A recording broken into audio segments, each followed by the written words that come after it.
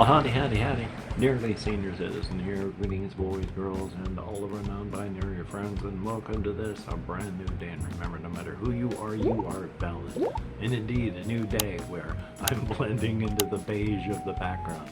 I'm going to try and do some color correction to bring some life to me and stand out from the background, but hey, you never know.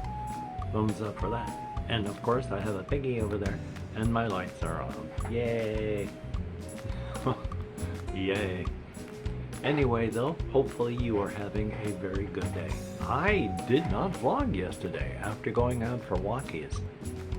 After I got back and I sat down to relax a bit and then to eat, and then I actually sat down and tried to think of how I was going to start vlogging before I started to record. And should I just make just a walkies video? Should I put that stuff inside of the other vlogging stuff? And the more I thought about it, the more just the walkies thing was going to be okay. Because I needed a mental health type day to just not do much.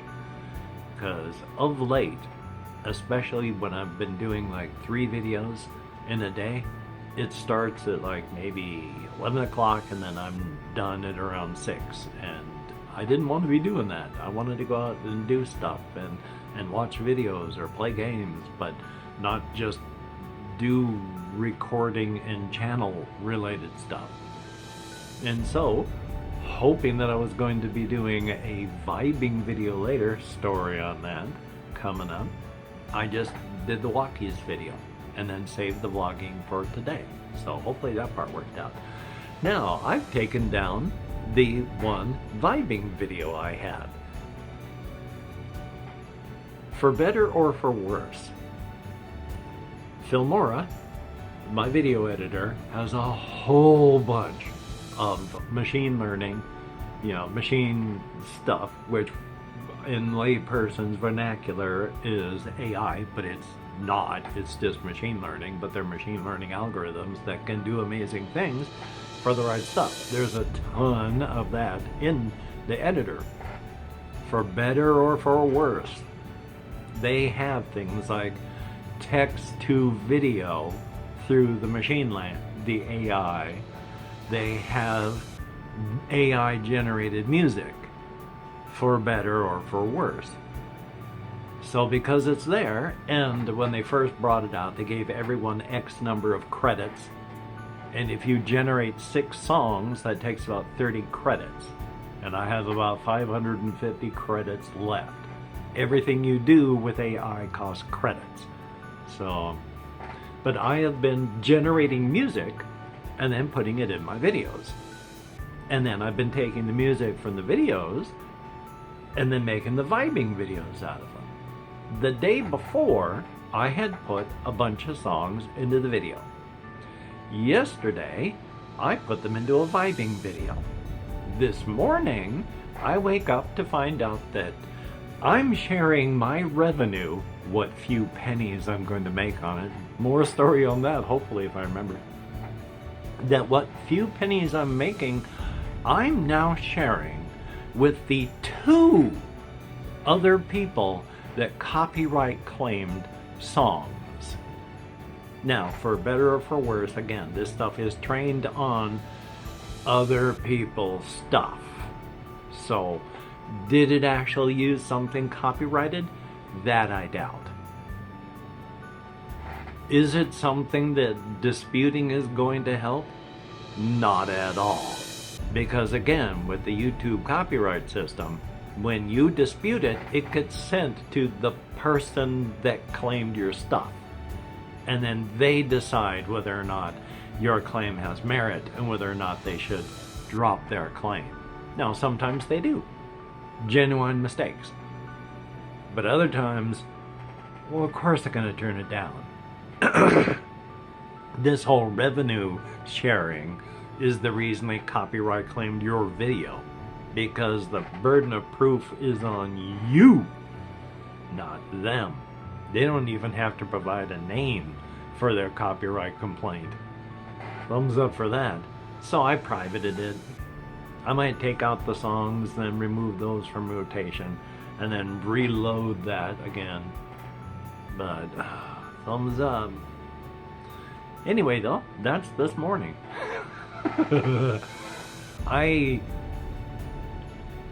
Here's what happened last night, because I've got part of it up here where I was so tired. Hopefully I got it down there.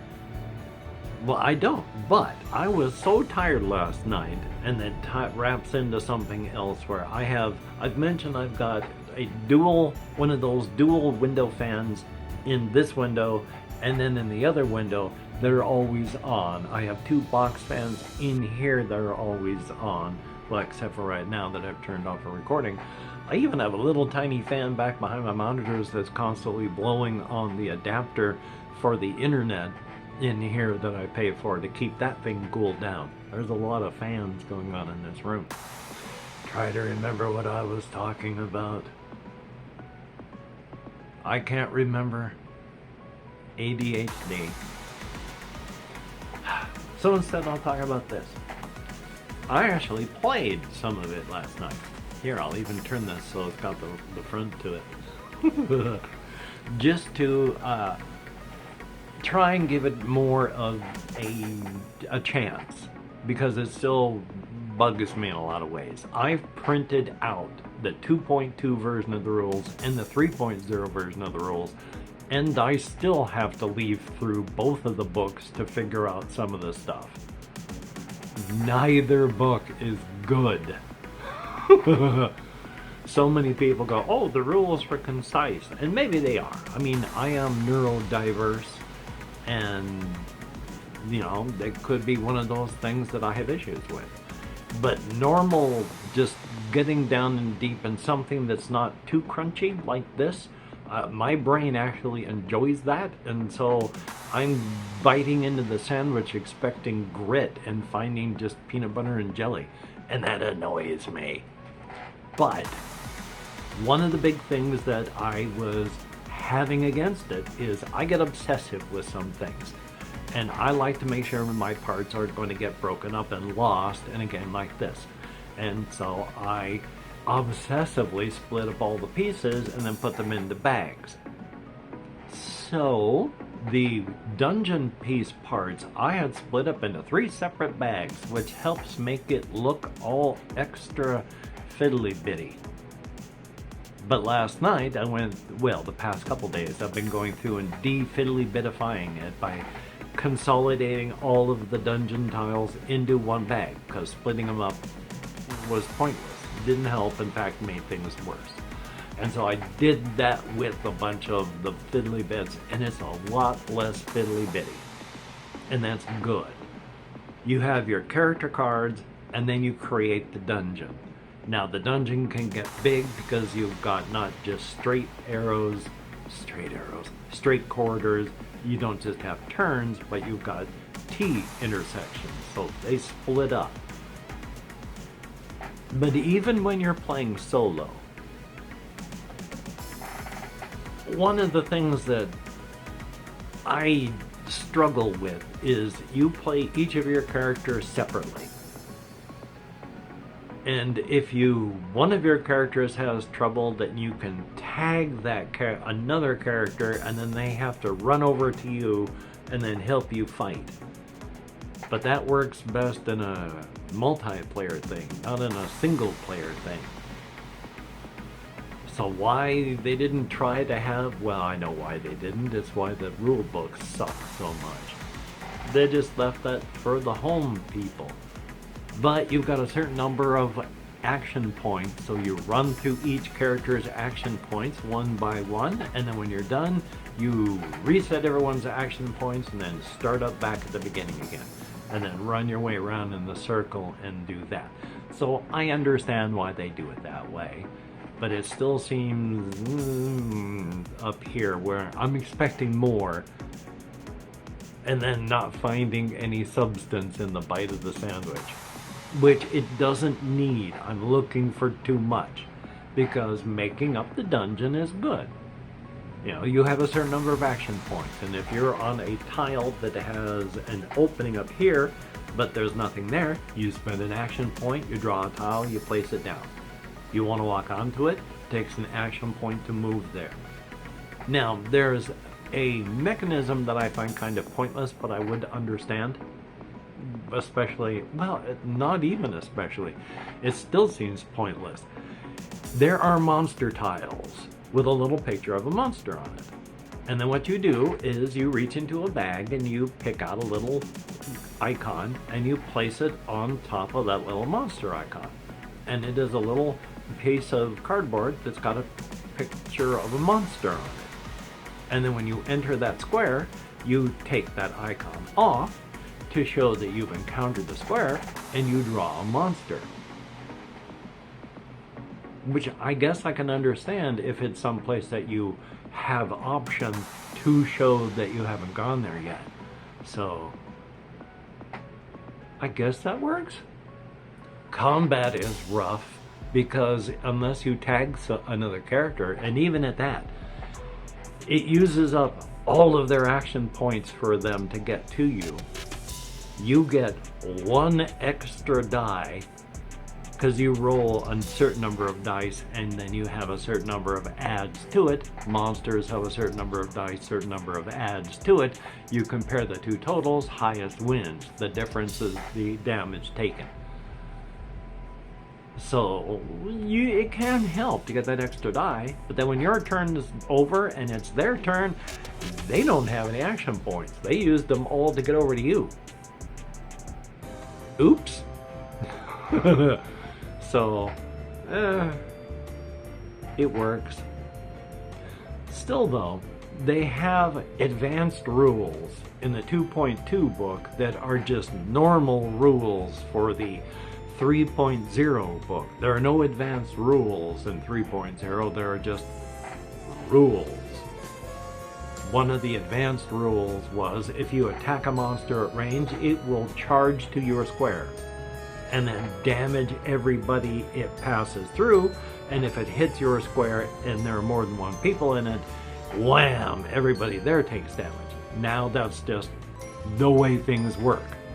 They rush you and wham. You know, freight truck. Thumbs up for that. Anyway, though, I defiddly-bitified it. I played some, but last night I got so tired. Oh my gosh, another reason. I am still overestimating the number of spoons I have, because I started to play when I was starting to feel more tired than I should have been to try and play, and when I finally decided that I needed to put it up, I was heavy. It was hard. It was difficult getting into bed because I was so heavy tired. So, yay on that. I wish I could say I slept better, but that didn't work. Yay! Still, checking my list over here. Really, the only things that I have left, I've been talking about my solo setting for the RPG thing, and then trying to play the stuff like through 4 Against Darkness. I want to do a D100 dungeon with the character. I want to have the overland stuff with like Forge or some such, so we shall see how that all works. But it's still, even with this, the solo RPG setting is still a part of at least the multiverse where the cosmic horrors are. Now, I've got a whole cosmology, and it starts with the void.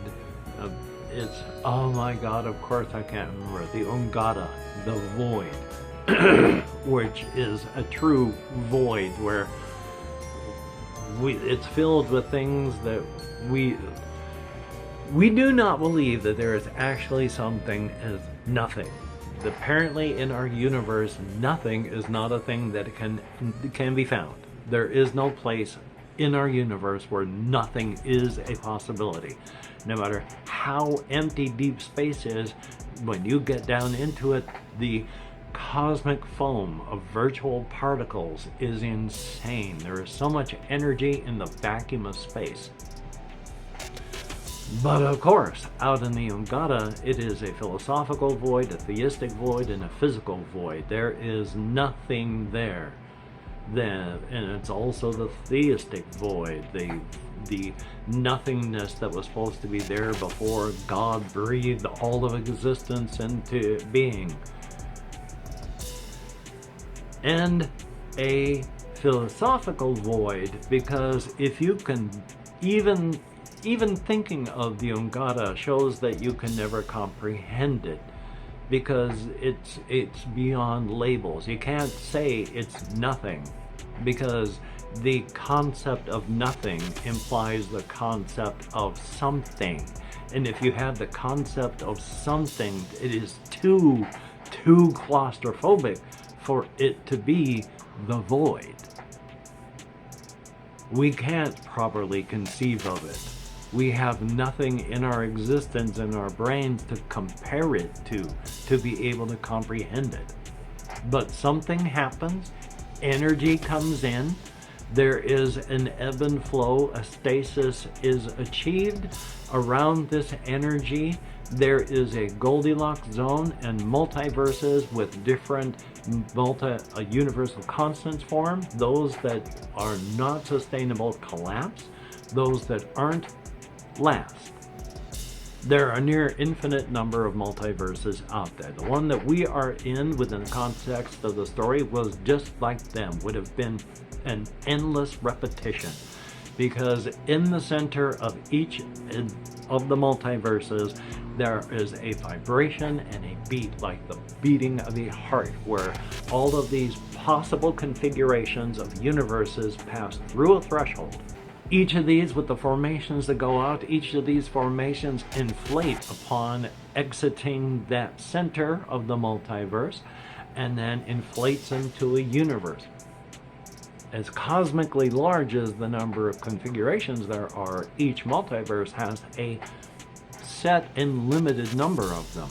It is finite, though so large our brains cannot comprehend it, but it is finite. And in a normal multiverse, there is endless and eternal repetition of those configurations. With our multiverse, there are these, with layers of reality. I figured that there you have, since everything is energy, if you increase one tick upward, where our entire electromagnetic radioactive spectrum, thank you, oh my god, where the entire electromagnetic spectrum is effectively the size of just the visible light spectrum of reality, one tick up, and it continues with every tick up is effectively, the lower level is their entire electromagnetic spectrum is just a sliver of what it is available up above. Now, if I can remember, yes, far, far up above, there is a race of beings who, the best we can comprehend, they set challenges, they attempt these challenges. One of them was to build an infinite city. So it was infinitely large, can hold an infinite population with infinite enrichment. They sank the foundations of this city into our multiverse. Multiverses rarely split. You have to have something that cannot occur within the multiverse for it to split into a multiverse where it can. Otherwise, it just happens within a universe. There was a split. And then there's the universe that is endlessly repetitious, and then there's the one where the city has its foundation sank into our multiverse. Dread Amaterasu swims out of the Ungata to the city. A whole bunch of impossibilities there. Another split, because they could choose to fight, evacuate, or fight, and then they actually win. So there's another 2 splits. That's a lot of multiverses happening, when most multiverses never even split once.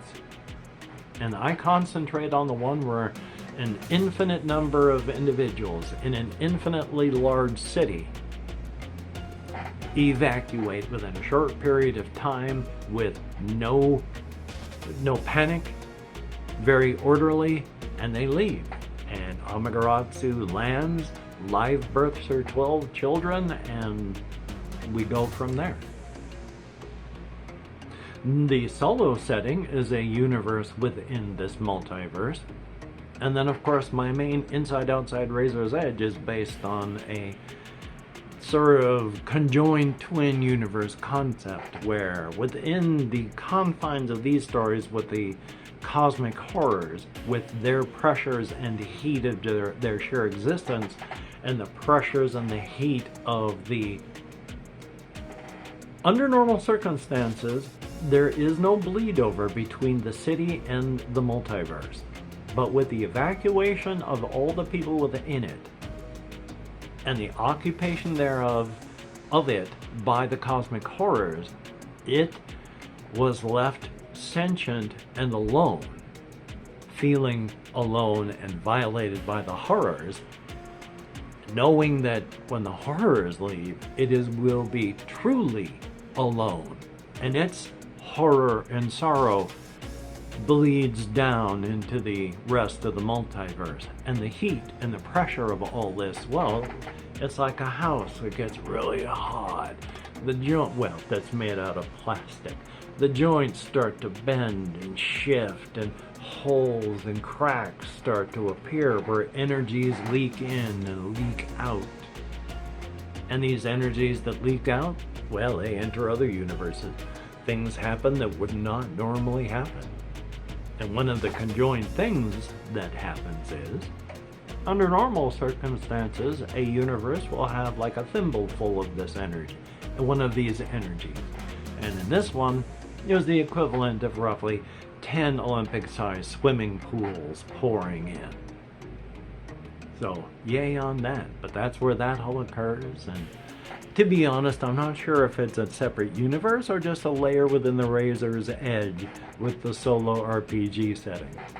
So thumbs up on that. You gotta stay consistent with your background fictions. But yeah, past that, I have just been, well, not been doing much. I took that mental day off yesterday, and so I am hoping to do some things today. Maybe some recording. Not maybe. Definitely some recording. I want to get that Space Crusade thing done, which means, again, I got to get it done in the afternoon so I don't run out of energy in the evening or such like that. So here's a hoping. Hopefully you are doing well, because that would be a good thing too. At 22 minutes and change, I am going to call this one short because I'm actually starting to feel tired, and I don't like that feeling this early in the morning. It's only 10:57 a.m. my time, so yay on that. If you are a Patreon patron, thumbs up and thank you. It is appreciated to no end. Thumbs up. You help me out a lot. It is appreciated. Going from a badly hurting monkey to a hurting monkey is an improvement, and without your help, I would not be there. So thumbs up and thank you. I would put your name up here, but one of the things that uses up all my energy is my nerve compression and spinal stenosis. So, yay. So when you look in the mirror, you're looking at somebody that is beautiful and awesome. And of course, where am I? I forgot what I was saying. I think I got more rice there. Hopefully I don't look terrible with bits of rice coming loose and getting under my lips. Because I can feel it. If you have left me a comment, thumbs up and thank you. Greatly appreciated. I answer as many as I can, which is not as many as I want, but I will do my best, and I do my best, but I do read and appreciate them, and it thumbs up. Thank you. I don't know what I'm looking at. I'm like looking at a can of chili again, the label and logo of the can of chili. I mean to look at the camera. I have been meaning to do some things for some people. There is someone on Facebook and a sometimes commenter, a Mr. Cunningham, who has asked me to talk about Elton John, and I actually have Elton John stories, not any important things, just I wasn't even in high school, and I was listening to Elton John as a kid, and still going, so I wish I could remember to do these things. And other people have asked me to talk about stuff, and I wish I could remember. I don't mean to have ADHD, and I apologize.